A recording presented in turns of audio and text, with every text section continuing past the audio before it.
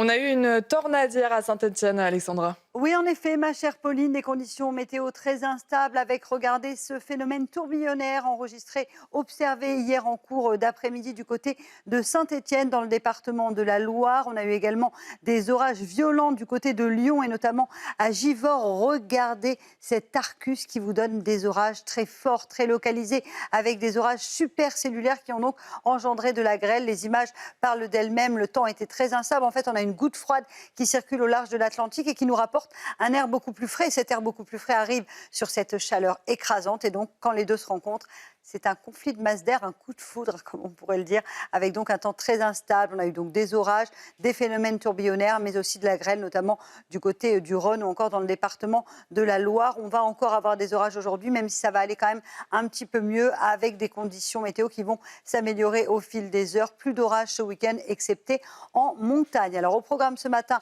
un temps globalement assez calme. On a quelques nuages, quelques bandes brouillard, un peu d'humidité résiduelle après le passage de ces orages. C'est tout à fait normal. On retrouve de l'instabilité en direction des Ardennes, plein soleil en direction du sud-est. Et puis dans l'après-midi, regardez de nouveau des orages, mais a priori quand même beaucoup moins forts que les orages d'hier. On retrouve de bonnes conditions à l'échelle nationale, du beau temps à l'ouest, quelques nuages le long de la Garonne. À noter, c'est important, le retour de la tramontane en Méditerranée. Attention, risque d'incendie de nouveau accru. Les températures sont beaucoup plus respirables ce matin sur les régions du Nord. Ça fait du bien.